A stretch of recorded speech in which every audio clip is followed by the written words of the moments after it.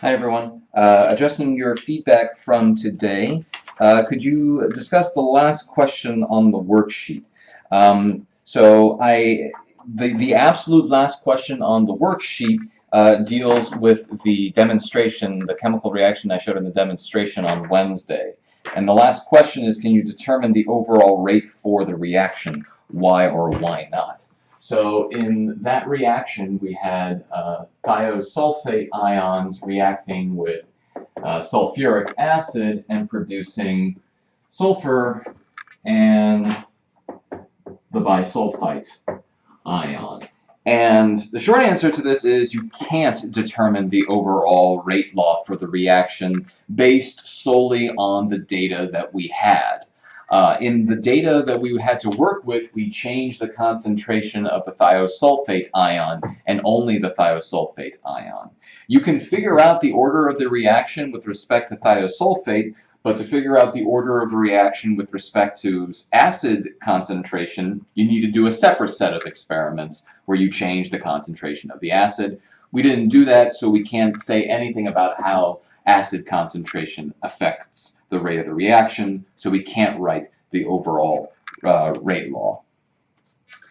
Why does rate not always depend on concentration? Okay, so I have a short answer to this and I have a long answer to this. The short answer is it might be zeroth order with respect to one of the reactants, meaning that it doesn't matter how much you change the concentration, it goes as the zeroth power. It will always depend upon the concentration to the zeroth power. That number is always 1, and it doesn't change no matter what you do to the value of the concentration. So that to me is an unsatisfactory explanation. A deeper explanation has to do with the fact that reactions happen in a few steps. So case in point, here's a hypothetical reaction where I have two A atoms combining and with a B atom and making A2B. And the rate for this reaction, the rate law for this reaction might be A squared, meaning it doesn't depend on the concentration of B. How could that happen? Well, it turns out that reactions generally occur in a series of steps. And here is a proposal of the steps in a reaction like this. It might be that first what you have is two A molecules combined, two A atoms combine with each other and make a little A molecule, and then that A molecule combines with B and produces A2B. These might be the individual steps in a reaction. And because they are individual reactions, they each occur at their own rate.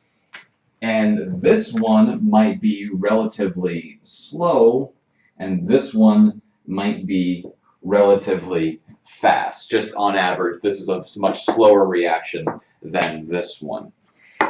If this reaction is significantly slower than the other one, then the rate of the reaction overall is limited by the rate of this first reaction.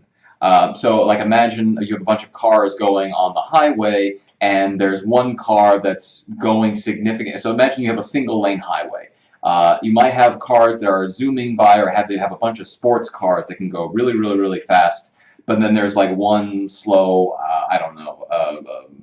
one really, really slow car in front. That one slow car sets the rate of all of the cars on the highway. So it doesn't matter, and there might be faster cars in front of them. Doesn't matter. On average, traffic can only go as fast as that single slowest car. So that's kind of how this works. Is the rate of the overall reaction only depends on, or is limited by, the slowest step in that reaction, and that slow step only depends on how much A there is. So that's a kind of a rough explanation of how a reaction might not depend, the rate of a reaction might not depend on one of the molecules. Okay, it does depend, that second reaction, its rate depends on the concentration of B, but it's being held up, so to speak, by the first step. So yeah, we'll talk about that in more detail when we get to mechanisms and we talk about collision theory and so forth. But that's that. Why is it? How can it not be dependent on A? No, how do you calculate the rate constant? So in terms of calculating rate constants, I'm going to do a separate video where I work through an explicit example of how do you apply method of initial rates and calculate a rate constant. But very basically, we saw today that you will have a set of data. You will, if you're trying to figure out reaction rates using the method of initial rates, you'll usually have a set of data. So let me copy this up here. If your initial experiments were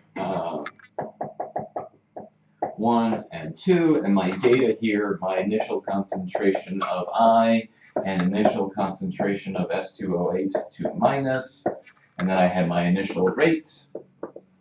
So I had a couple of trials here.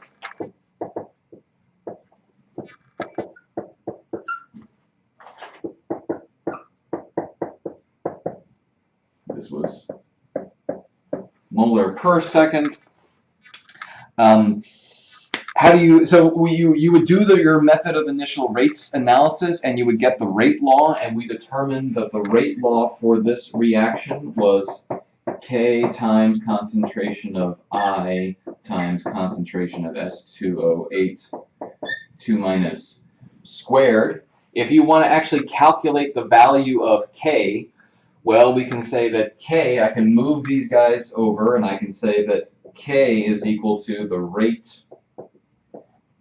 divided by the concentration of I minus divided by concentration of S2O8 2 minus squared, and then I can calculate K using the data that I already had used. So I had the rate as 1.25 times 10 to the negative 5. I can divide by 0.08 and divide by 0.04 squared, and I can just plug those values in and I can calculate K. So usually what you do is you do your method of initial rates, you figure out basically what the exponents are in the rate law, and then you go back and you use some of your actual values to solve for and calculate the rate constant. What if the order isn't clear? What happens if you're not clearly multiplying by 2? What do you do then? Again, I'm going to talk about that. I will talk about specifically how to do that in a separate video where I'm going to work through a couple examples. The math in the exponents when you were working on this example. So this is an example I did. Shoot. All right. I pulled up this example.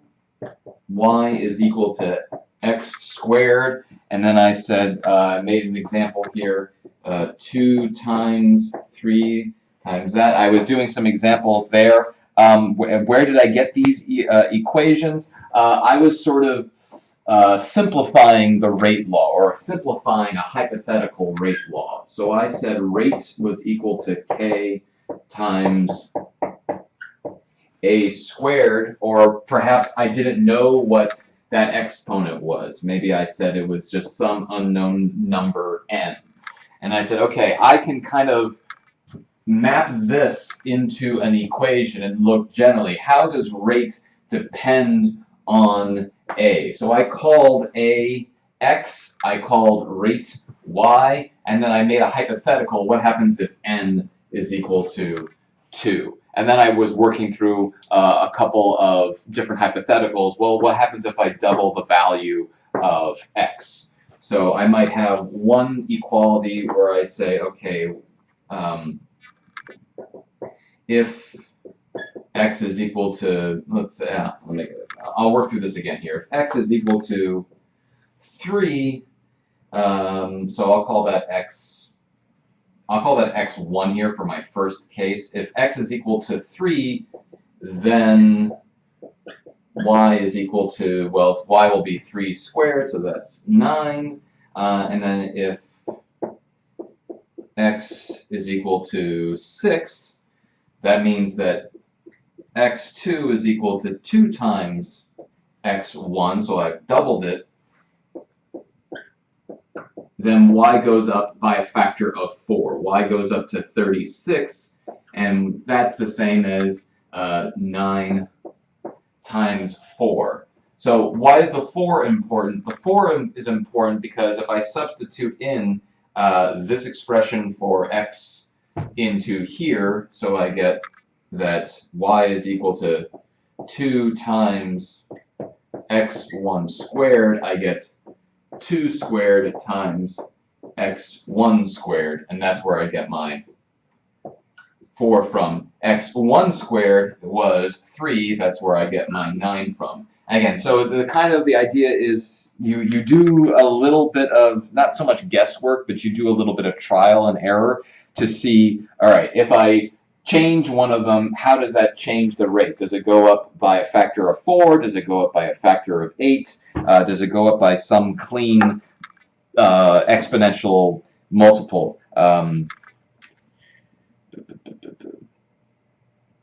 Can you explain the dependence of rate on the power / the exponent? Could you actually explain that? So yes and no. I know in the sense that it's hard to predict. You can't really explain why, just looking at a reaction, you can't really explain why the rate of the reaction goes as the square of one of the reactant's concentrations, or goes as the cube of one of the reactant's concentrations. Yes, in the sense that we do have a set of theories to explain it. So I had this example up previously. If you work through a mechanism, so I'll put this up again. If you have a reaction like this, 2A plus B going to A to B, this is the net reaction. I won't say overall, I'll say this is the net reaction. And if I propose a mechanism that looks like this, this might be my first step in the mechanism, where I have 2A particles combining and making A2, and then I have a second step in the mechanism where A2 combines with B to make A2B. Each of these guys are called elementary steps, or elementary reactions.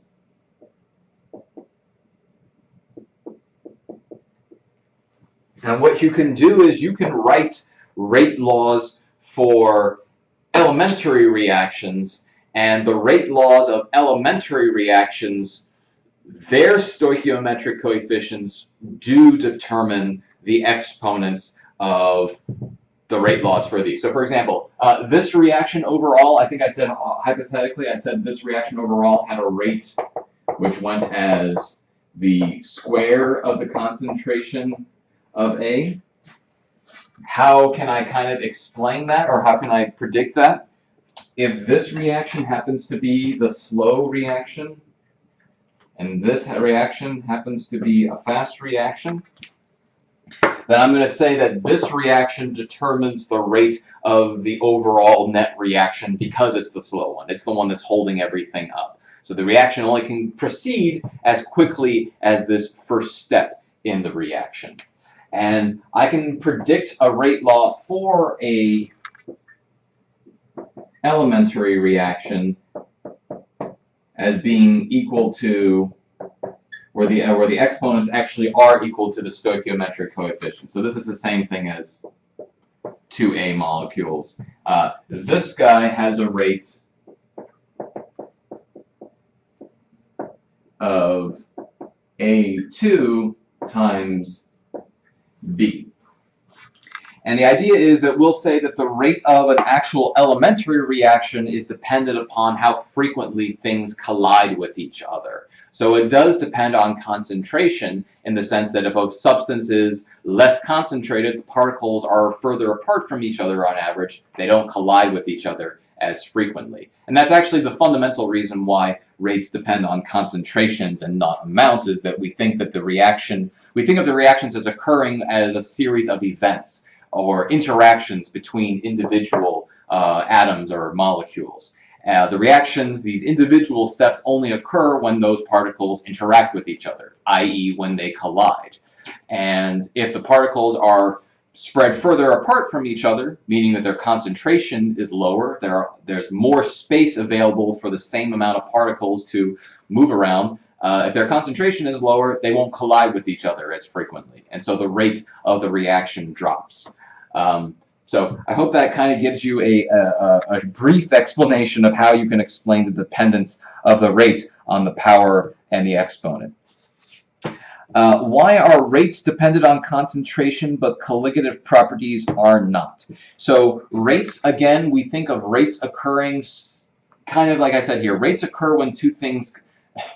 Reaction rates are determined by how frequently particles collide with each other, how frequently they collide with each other. So it is dependent upon how close they are on average. Colligative properties are different. Those are not time-dependent properties, and so they have a fundamentally physically different origin. Colligative properties, I usually use things like, I'll use freezing point depression. The freezing point depression occurs because solute particles are there taking up space and either preventing the formation of solid crystals, if you're thinking about freezing point, or they are there aiding the disruption of crystals if you're thinking about a melting process. So in that sense, it doesn't matter doesn't matter what their identity is. Oh, wait a minute.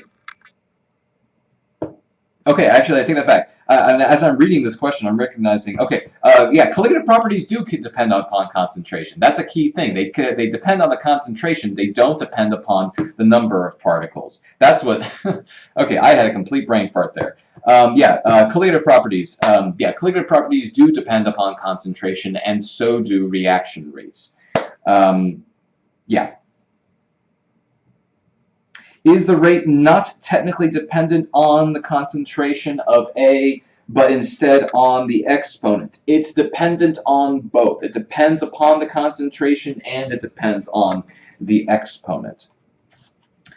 Let's see here. Units for K. What are the units for K? So units for K vary depending on the order of the reaction. So I'll use this as an example here, what the rates of the units for K need to be. So we established that the units for rate are molar per second. They're always going to be molar per, I'll get rid of the braces. We don't need that. They're always going to be molar per second for the rate. That's how we define rate. Change in concentration over change in time. Then I have to look at, okay, what's on the other side of the equation? Over here, I've got, okay, concentration squared, concentration of A squared. So that's going to go as molar squared. And then I'm multiplying it by K. So I need to multiply molar squared by something that will get me units of molar per second. So the concentrations are never going to provide seconds, so I have to provide that with a 1 over seconds for the rate constant. So the rate constant has to have at least units of inverse seconds, so I can get something that goes as something molar over a second. And then I need to kind of get rid of one of these molar units. It goes as molar squared, but I need to only have net units of molar per second. So to do that, I'll have to divide out one of these molarities. So I end up with units of 1 over molar per second.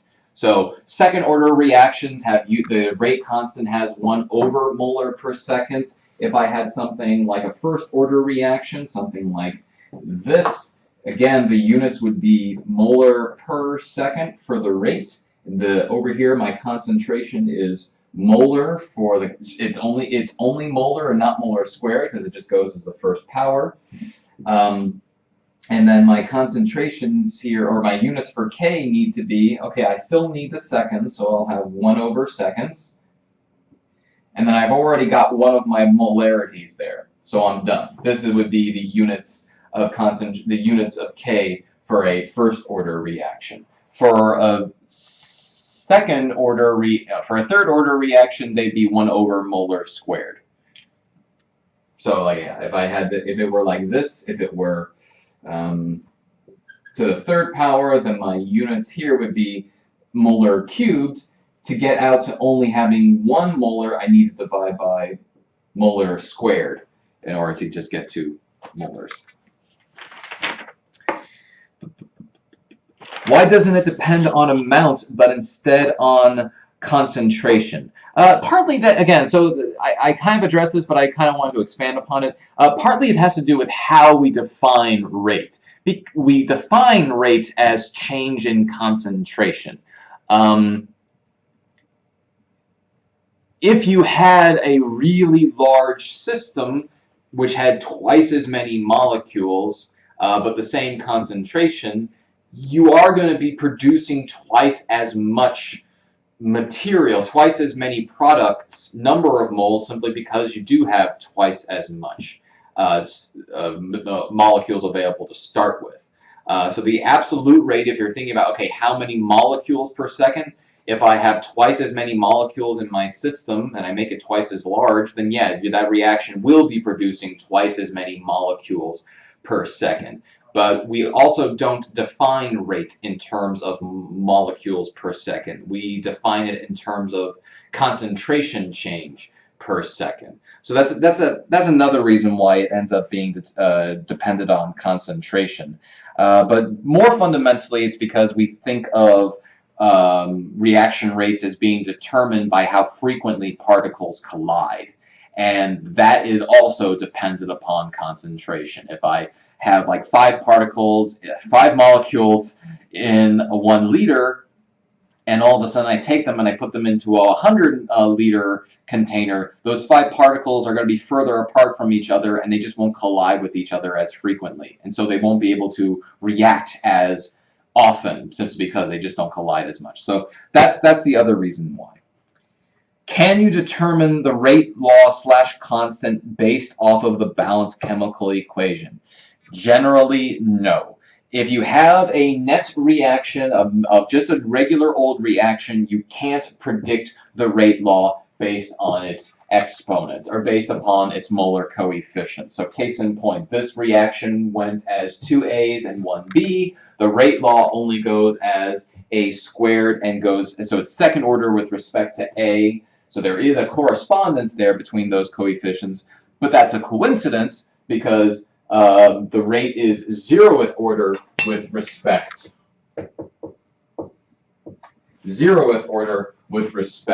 to B. So you can predict a rate law if you're looking at elementary reactions. Which, yeah, so it's only the case if you're like proposing a mechanism and you have elementary reactions. It's more so that we say, okay, if this were an elementary reaction, this should be how its rate depends on its concentration. But it's not so much that we're trying to predict the actual rate law, because these are usually proposed. There's not so much any experimental evidence for them. We can have some evidence to support them, but not to actually predict what they are. Let's see here. So this is a comment about the worksheet. It would have been helpful to do an example as a class and then do the worksheet. Yeah, I sort of argue with myself about when I was preparing the worksheet. I wasn't sure whether I should give people the worksheet and let everyone work on it, like sort of on their own for the first time, or whether I should do an example on my own. And I kind of decided I would try what I did today, and my logic was that I wanted to try what's called like an inquiry-based approach, where again students sort of think their way to the correct answer or try to analyze why they're doing what they're doing, rather than just following the teacher. So it was an experiment, and I figured if I did an example, I thought people might be, my concern was people would be trying to hew too closely to what I'm doing, and not have enough opportunity to introspectively wonder why they're doing what they're doing. So I'll make up for that. I will have a separate video where I work through a couple examples to sort of clarify, okay, this is how you do a method of initial rates analysis. So that will be in a separate video. Okay, other than that, I will see everybody on Monday. Thank you very much for your feedback, and I hope you all have a good weekend.